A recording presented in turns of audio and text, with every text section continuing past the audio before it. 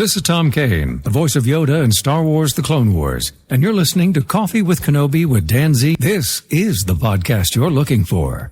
We have often been asked, where do we get the ideas for our stories? So on this program, we will try to answer in part this question, and that you will find here a place of knowledge and happiness. During the last few years, we've ventured into a lot of different fields. We've had the opportunity to meet and work with a lot of wonderful people. I only hope that we never lose sight of one thing, that it was all started by a mouse. What I love about the archives is the tangible connection to the past, is the tangible connection to these things that have taken on such mythic proportions. It's also a great pleasure coming to work into the Frank G. Wells building and walking through the lobby and seeing the exhibit that the archive puts up. One exhibit that I loved was the 35th anniversary of Epcot, and being able to be on my way to and fro for some big important meeting or another and looking across the lobby and going, is that the guy that blew on his foot from World of Motion? Oh my gosh, he's in this lobby that I work in. Where do you come from? Classified, really? Me too. Big secret. Nima Outpost is that way. Stay off Kelvin Ridge. Keep away from the sinking fields in the north. You'll drown in the sand.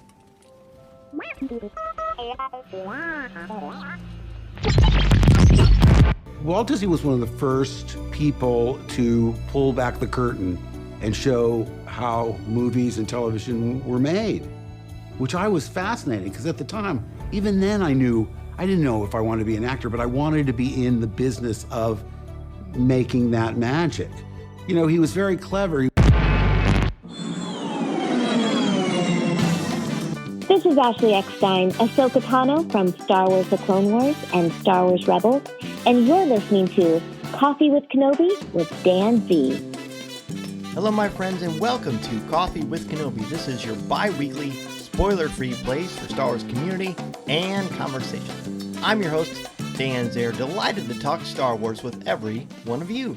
Since May of 2013, whether you are a fan of Star Wars films, Disney Plus live action and animation, books, comics, collectibles, or Star Wars experiences at the Disney theme parks, on Coffee with Kenobi, you are among friends as we virtually share a cup of coffee while talking about this galaxy far, far away. Thank you to the official travel partner of Coffee with Kenobi, MEI and Mouse Fan Travel. Check out coffeewithkenobi.com/mousefan travel for a no-cost, no-obligation quote, and let them know Coffee with Kenobi and Dan Zare sent you. On today's show, we've got a really special treat for you. I am live, or recorded it live, I should say, at the Disney 100, the exhibition in Chicago last week to preview and talk with some amazing guests, including members of the Disney Archives and the Little Mermaid herself, Jodi Benson from 1989's The Little Mermaid. So pull up a chair, grab your favorite coffee mug, and let's have some coffee with Kenobi. First, I spoke with the member of the Disney Archives. His name is Matthew Adams.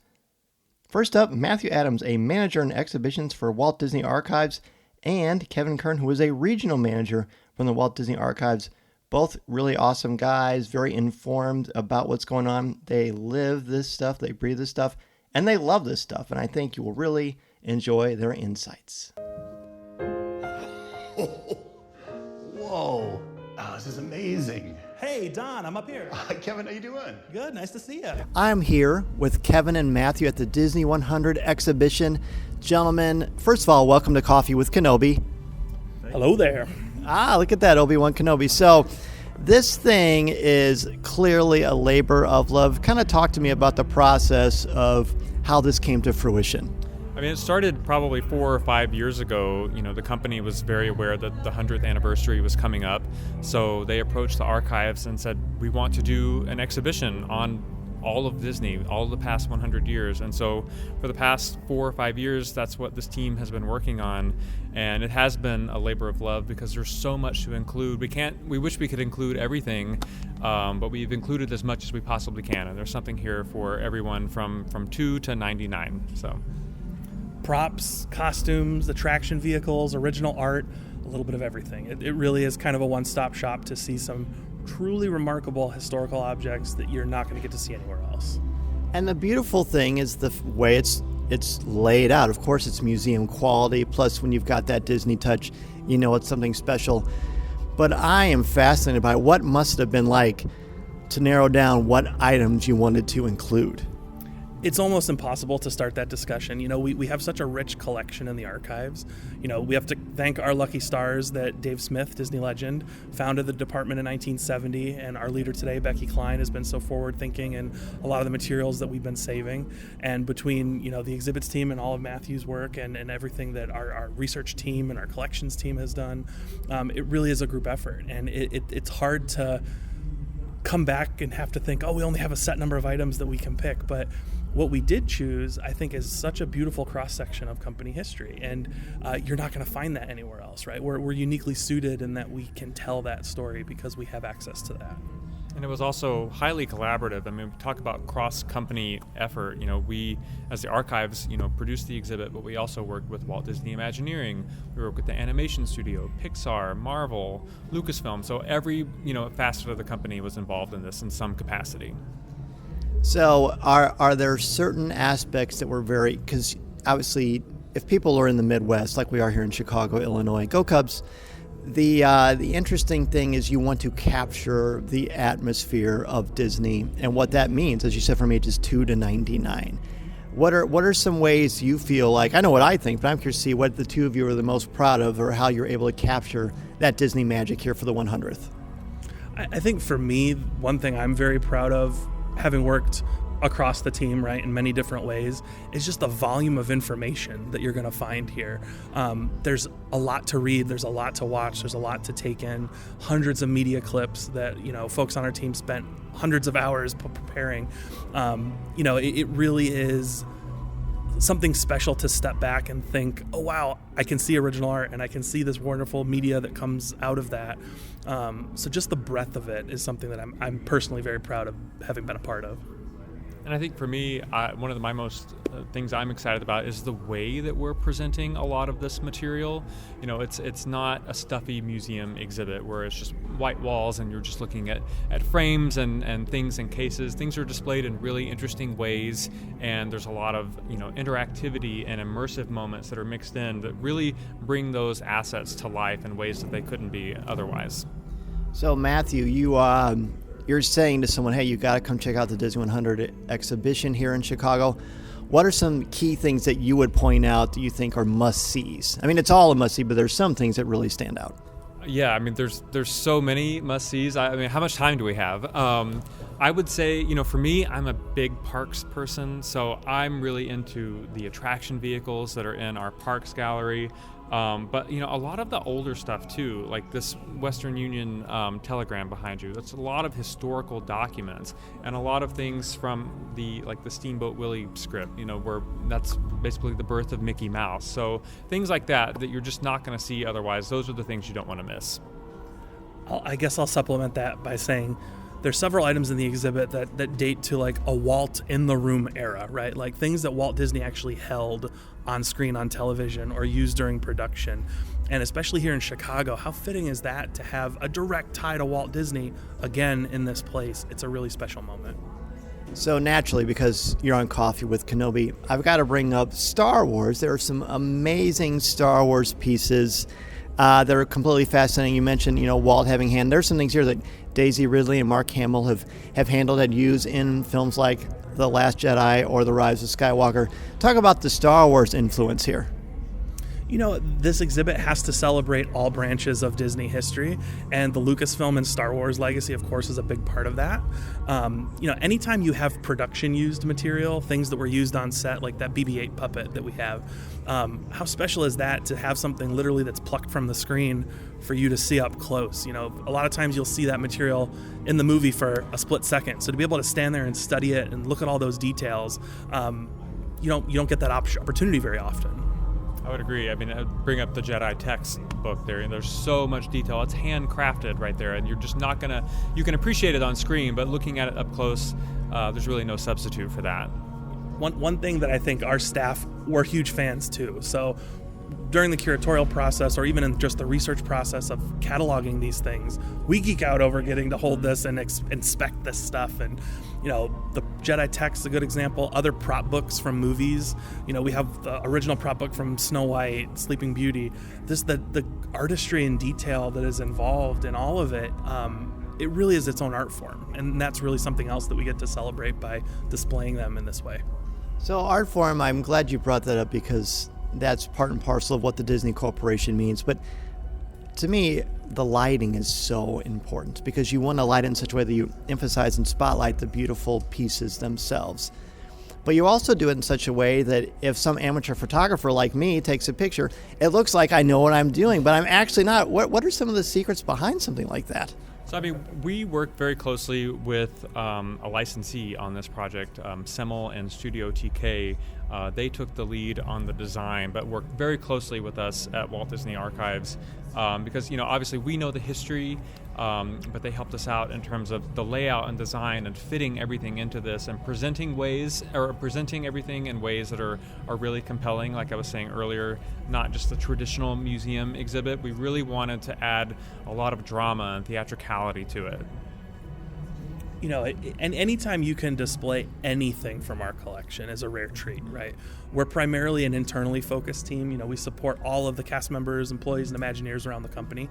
But getting to engage with the public and in such a forward-looking exhibit like this, it means a lot, and we take that very seriously. So the detail that you're pointing out, for me, is personally really gratifying to hear, because it means that we're doing our job as best as possible.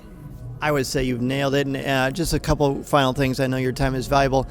The interactivity here is even cooler than I would have imagined. Talk about some of the feature things that you can do to be a part of this experience. I think it's all about learning more about what you're looking at, right? Like the educational component of, say, the sound gallery, right? The magic of music. You can listen to a song from Frozen in many different languages, or sound effect props. You can see how the sound for Tinkerbell was made. Anytime that you can look at the object and not only contextualize it, but see it in action or learn how it was used, I think is a much more meaningful experience for lots of people. Absolutely, and similarly with the Cinderella prop book interactive, where you're able to literally turn the pages and see them animate in front of you in a way that you never have before. Wonderful. Yeah, I would love to keep talking, but I'm going to look around and explore some more. How long will this wonderful exhibit be in Chicago, and what is the future like? Yeah, so this will be here until spring of next year, and then it will go to Union Station in Kansas City. So there's a lot more magic to come, so stay tuned. Thank you both so much for being on Coffee with Kenobi. Thank you. I just don't see things the way he does. I don't see how a world that makes such wonderful things could be bad. Look at this stuff. So here we are at the Disney 100 exhibit, and I am here legitimately. This isn't hyperbole, folks. I'm here with a Disney legend. Jodi, Benson, welcome to Coffee with Kenobi. Well, thanks for having me. I really appreciate it. We're really excited about the exhibit, so it's great. It's so great. Plus, it's kind of nice. I was talking to the archivist earlier. It's kind of nice to have something in the middle of the United States, because we can't always get to the theme parks on both coasts, so now we've got something beautiful here in Chicago. Yeah, absolutely, and it's just going to be so magical for everybody to walk through, see the history of our 100 years, and see what Walt's vision was all about. Yeah, so as you find out about this and you explore it, what are some of the things that really catch your eye?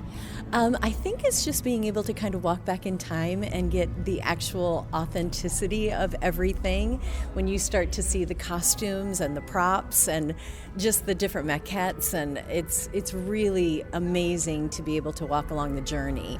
And it kind of helps you understand the process of how everything was made. Mm-hmm. It does, and you're just sort of overcome. I mean, I don't have to tell you this, but you're just so overcome by how much of an impact Disney has had on so many generations of people. Yeah, absolutely. And that's the thing, is we want to be able to teach and educate the next generation to be able to enjoy everything that we grew up with. Mm-hmm. So when you look back, it's hard when I interview someone like you, because you're such an icon in the world of Disney. You've probably been asked a million different questions about, of course, your role not only with Ariel, but with Barbie as such an icon. So what a refreshing thing, and thank you for all the amazing things that you've done for us. Not really a question, more just of a thank you. Yeah, well, that's very kind of you. I love my job. I love everything that I've been able to do over the last 37 years with the company, and I love my characters, and it's just great to be part of the legacy of our company. I really, to be part of the family is incredible.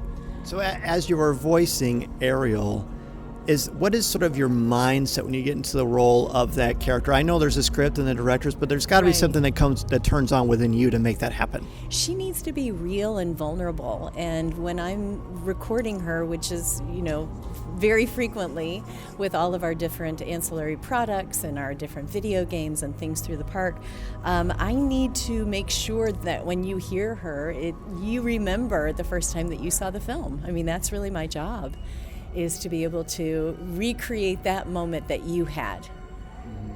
I love that. And then, of course, when you think about the impact that Ariel has had on so many people, you are a major, major part of that. So many kids have just been transcended because of Ariel and who she is. Someone who follows her dreams, follows her passions. And we know, as human beings in the real world, sometimes the world isn't always that kind to you going sort of outside the box of what is perceived as normal. What a cool, inspiring character she is for that reason. Yeah, and I love Ariel. I love her passion and her vulnerability.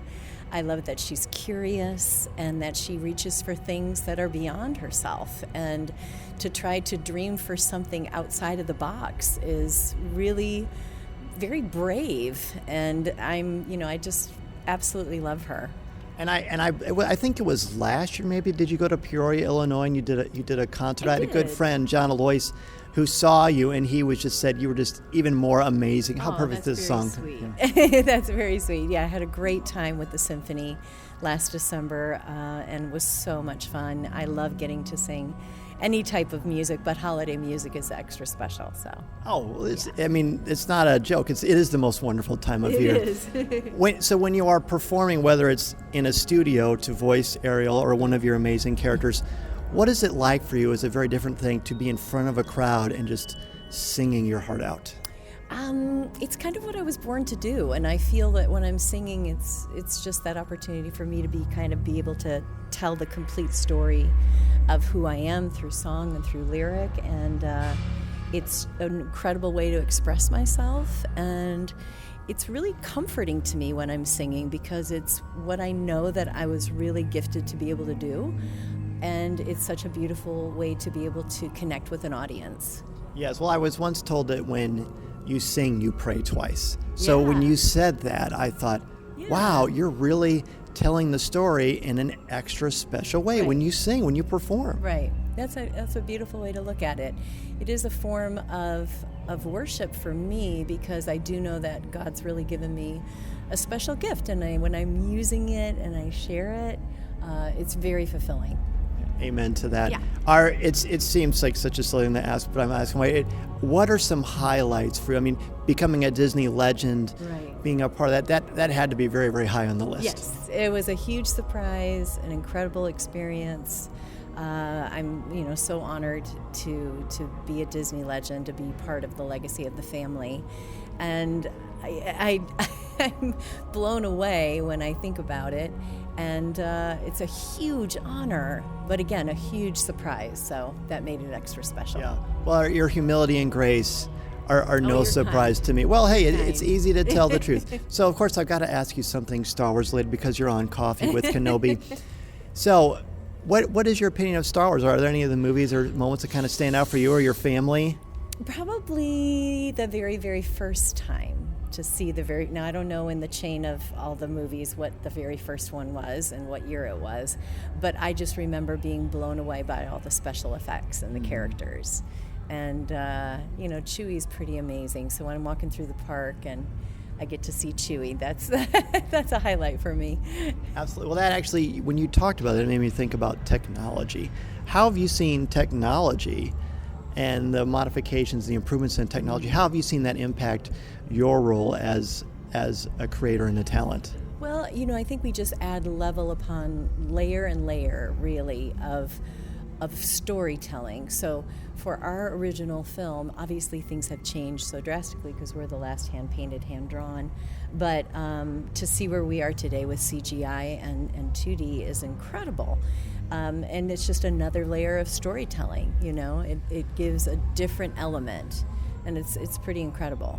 But the oldies are good too. Yeah, there's nothing. I still remember the first time I saw The Little Mermaid, and I was with my family, and I remember my grandma just, she'd seen so many Disney movies over the years, but there was something about The Little Mermaid. I have goosebumps when I'm saying this. I just remember thinking, this is a moment. This is a real moment. And then, years later, you see it come on to live action, and what an amazing boon and a blessing that must have been for you. Oh yeah, the live action is a beautiful film, and we're so thrilled. So happy with the response, and it was an incredible day to be able to be there for the opening and the premiere in LA, and to just be able to celebrate the cast and the crew. And we're just thrilled with the response. Well, thank you. And Jodi, it's such a pleasure to be able to celebrate you and meet you. Thank you so much for being on the show. Thank you so much for having me. I appreciate it. You have a wonderful day. Enjoy the exhibit. This is Vanessa Marshall, and you're listening to Coffee with Kenobi.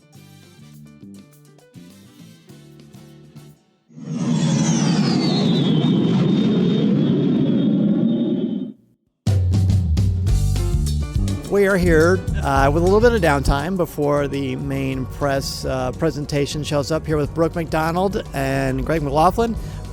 Welcome back to the show, Greg, and Brooke, welcome to the show for the first time. Thank you. Excited to be here and talking to you while we have some time. Yes, and Brooke is pretty dynamic. You have been covering Disney theme parks and entertainment as a freelance writer, and you are an influencer very much so in your own right. And so you and I first met in London at Star Wars Celebration. What was that, March or April? April, I think. Yep. Yeah. And Coffee with Kenobi fans know Brooke really well because she was the savior who saved Ross Holloway a seat at the Ahsoka showing in Chicago.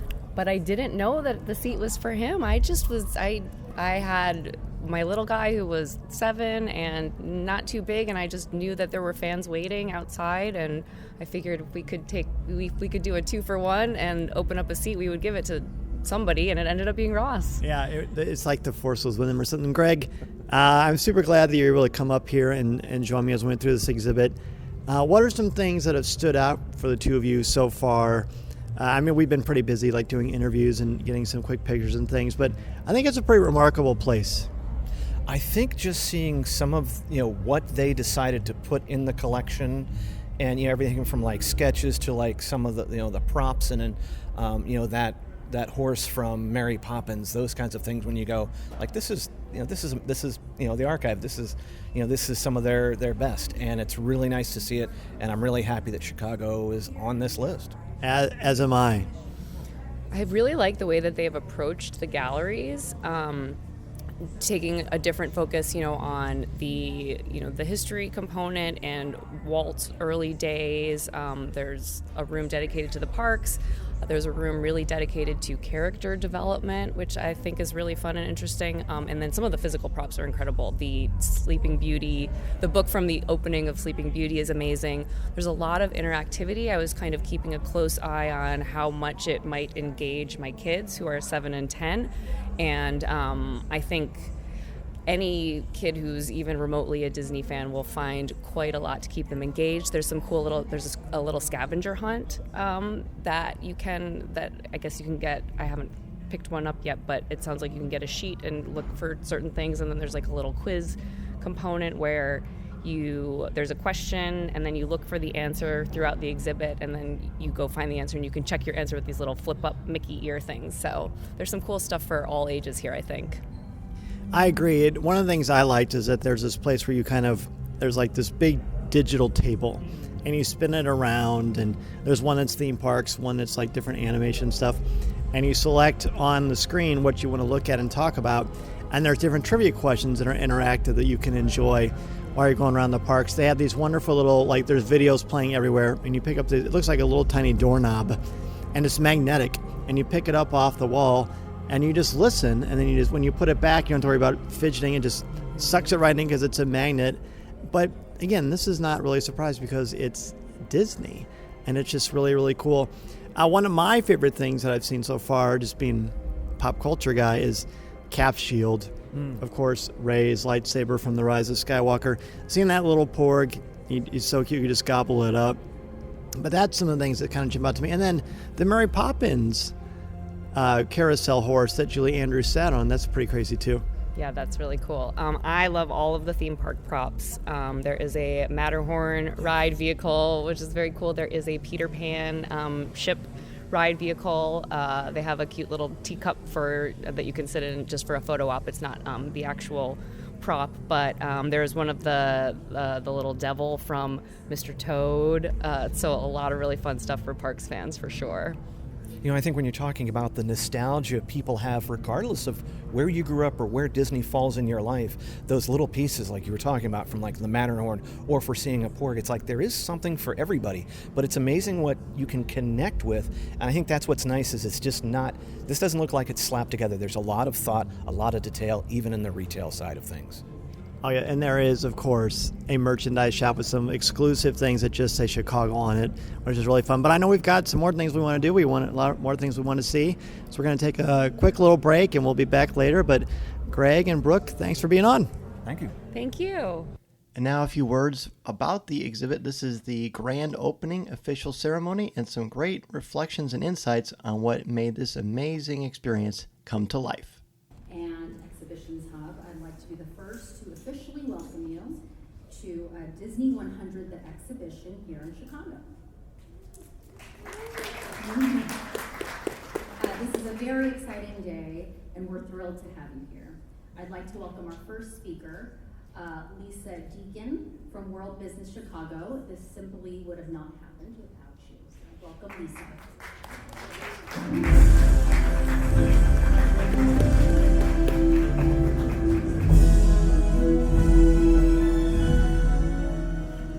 Good afternoon, ladies and gentlemen. Thank you so much for being here today to celebrate the opening of the Disney 100, the exhibition. I'm Lisa Deacon, Senior Vice President of Business Development at World Business Chicago, and it truly is an honor to be here for this special occasion. First and foremost, I want to express our appreciation to John Zeller and his team at Exhibition Hub for choosing Chicago and bringing this incredible immersive experience to our city. We are proud to have played a role in inspiring this endeavor and showcasing why Chicago is the perfect host for Disney 100. Today marks a homecoming of sorts, as the archive collection that forms the heart of this exhibition has roots right here in Chicago. It all began when the creative genius Walt Disney was born in the Hermosa neighborhood, just a few miles from where we stand today. Immersive experiences like Disney's have always found a warm and enthusiastic audience here in Chicago. We are a city of creators, doers, and innovators. I have no doubt that the Disney 100, the exhibition, will be a magnet for Disney fans from all corners of the globe. Chicago takes great pride in its rich legacy, and today we are incredibly proud to be chosen as a home for this world-class exhibit. We extend our sincere gratitude to Disney for this remarkable opportunity. I'd also like to highlight the global collaboration that made this exhibition possible. We have Semmel Exhibition from Germany, Exhibition Hub from Belgium, and Fever from Spain, all integral in choosing Chicago as the premier North American location. This underscores Chicago's status as a global business hub, and where companies from around the world recognize our city as the ideal place to connect across North America and beyond. On behalf of World Business Chicago, from Mayor Johnson, our board chair, to Melody Hobson, our vice chair, and the 100+ CEOs who comprise our board, along with our dedicated staff, I extend a warm welcome to all of you on the opening of this exciting exhibition. We are confident that you will soon discover why Chicago was named the best big city in the U.S. in 2023 and why it holds the title of the #1 top metro for site selection. Thank you for choosing Chicago as the home for Disney 100, the exhibition, and we look forward to a magical experience for all who visit. And now it is my honor to turn this over to Alderman Wagasback of the 32nd Ward.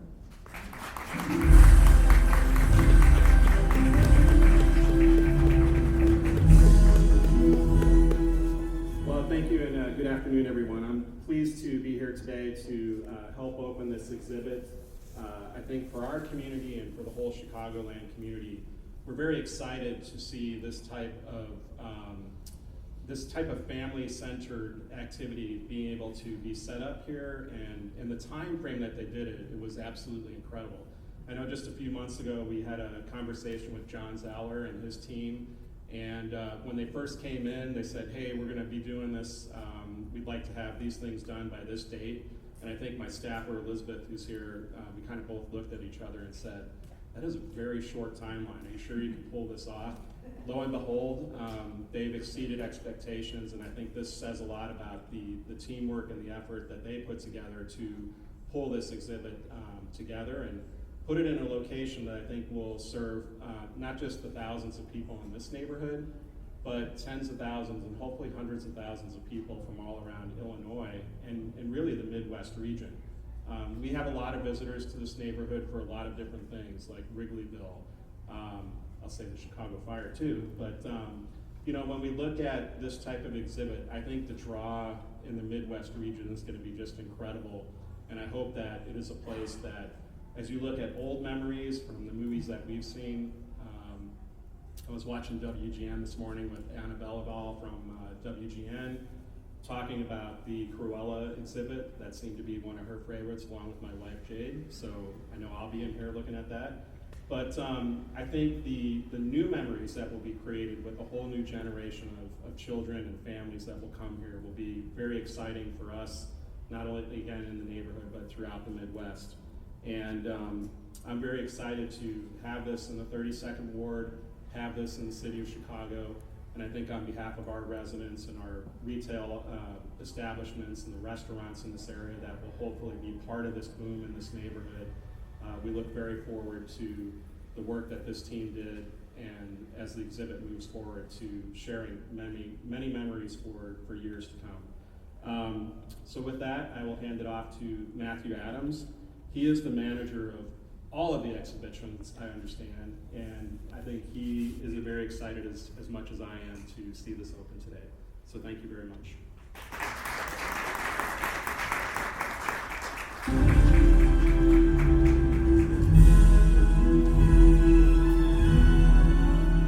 Yes, every exhibition everywhere I am the manager of. Specifically, I am the manager of exhibitions for the Walt Disney Archives.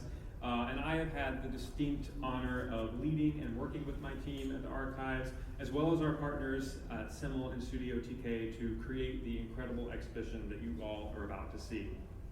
And I want to give a special thanks to our Disney leadership, Michael Vargo, Becky Klein, and Joanna Pratt, and an extra special thanks to Disney legend Jodi Benson, the voice of Ariel from 1989's Little Mermaid. Thank you so much for being with us here today. So as you all may be aware, the Walt Disney Company recently just celebrated a historic milestone, which is our 100th anniversary. So in honor of a century of Disney creativity and unparalleled magic, the Walt Disney Archives is thrilled to share a once-in-a-lifetime exhibition celebrating the iconic characters and stories that have captured the hearts of audiences around the globe. Walt Disney once said, "I only hope that we never lose sight of one thing, that it was all started by a mouse." But I think we all know that Walt was just being modest. It started long before Mickey Mouse whistled himself into our hearts. It started on October 16th, 1923, when a brilliant young man signed a contract to produce a series of silent cartoons. So to share the story of the Walt Disney Company since then, we've gone back to our roots and took a look at how Walt created his own special magic, and how the philosophies that he developed in his time still inform every single thing that we do at the Walt Disney Company. So today we invite you to experience 100 years of magic like never before in 10 vibrant and interactive galleries. Each one is dedicated to Walt's own ideas and shows how those of us who follow in his footsteps continue to make Disney magic, building on the foundations that he established. And so now it's my pleasure to welcome my colleague, Kevin Kern, to the stage.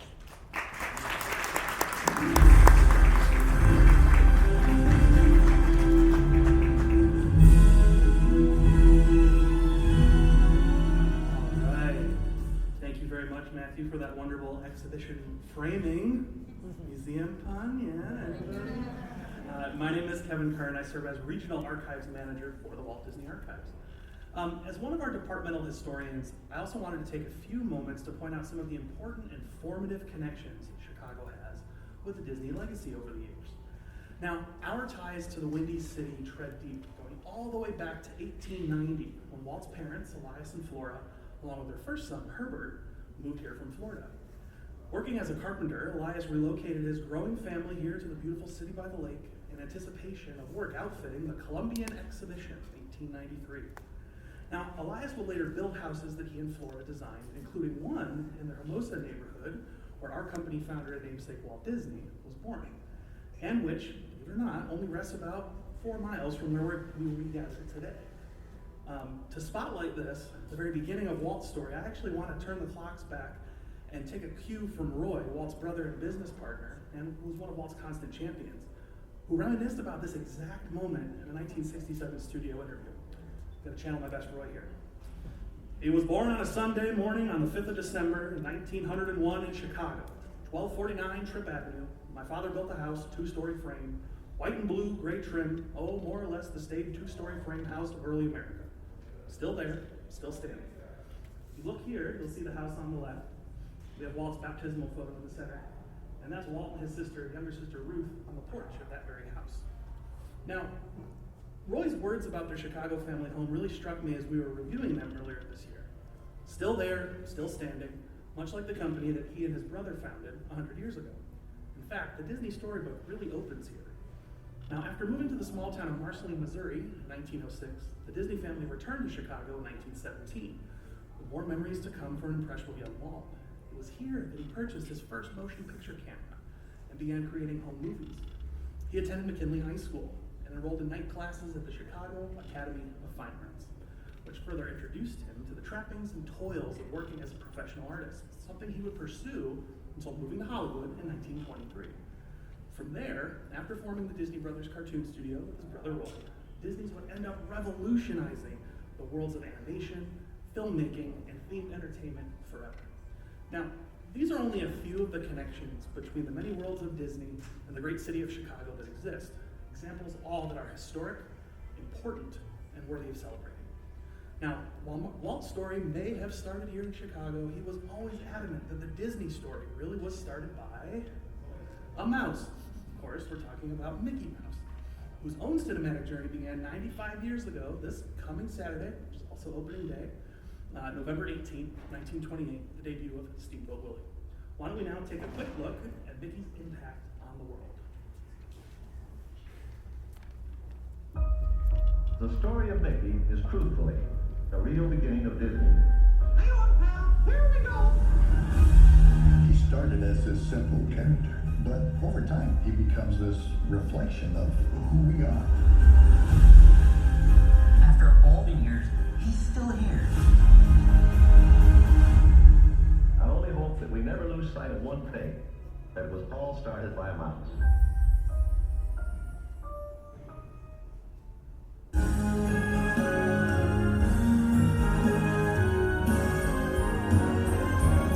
Everyone, please welcome our friends Mickey Mouse and Minnie Mouse.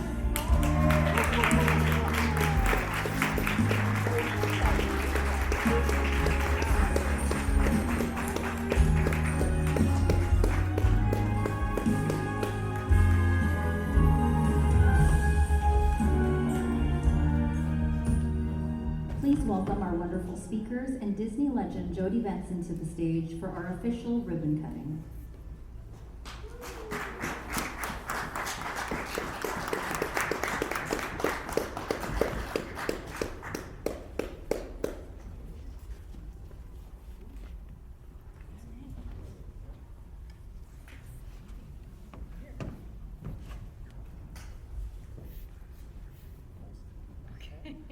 Okay, ready? Disney 100, the exhibition in Chicago, is now open.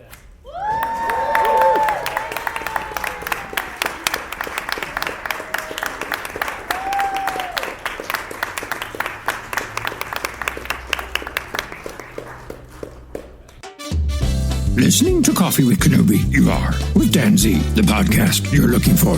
This is...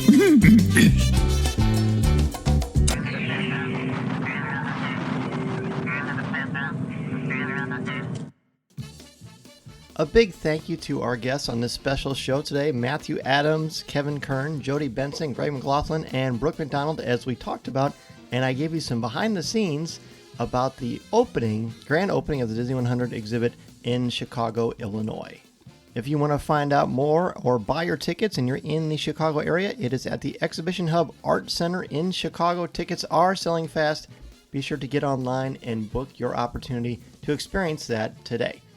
I want to thank all of you for joining me and have a happy and safe Thanksgiving. This is Thanksgiving Day, at least the day that this drops. And if you're joining us after the day the show drops, well, thank you so much for being here, and I hope you had a great Turkey Day. CoffeeWithKenobi.com is your place for Star Wars news, announcements, reviews, videos, and so much more. The official travel partner of Coffee with Kenobi is MEI and Mousefan Travel. Go to CoffeeWithKenobi.com/MouseFanTravel for a no-cost, no-obligation quote. They can help you plan your magical vacation to all things Disney, including the East and West Coast homes of Galaxy's Edge, Walt Disney World, and Disneyland. And if you're looking to book that Disney cruise, Mousefan Travel can help make things as easy as possible and give you that peace of mind we all appreciate when planning our family vacation. You are invited to join me Tuesday nights at 7 o'clock p.m. Central Standard Time at coffeewithkenobi.com/live for CWK Live. Next week, we are going to continue our lessons on Aurebesh. We are going through each week learning a letter of the alphabet for Aurebesh. So if you're joining us and watching the video, whether it is live or later on Facebook or YouTube on our Coffee with Kenobi channels, you can learn to write and read Aurebesh too. Again, that is coffeewithkenobi.com/live on Tuesday nights at 7 o'clock p.m. Central Standard Time. The CWK Cafe is your Facebook group for Star Wars thoughts, comments, reviews, and opinions in a family-friendly, spoiler and drama-free place. A very special thank you. I'm very thankful for all of you on this Thanksgiving, but especially the members of the CWK Alliance. In fact, this podcast and website is possible because of the members of the CWK Alliance. Thanks to all of you, the podcast, CWK Live, event coverage, and so much more can come to life. Find out how you can help the show for as little as $1 a month by joining the CWK Alliance, and you receive access to CWK Pour-Over, an exclusive weekly audio and video podcast not heard anywhere else. Members at the CWK Alliance All-Star level receive a video edition of CWK Pour-Over and access to a private Facebook group as well. Plus, CWK Alliance Grand Masters join me for a monthly live video call.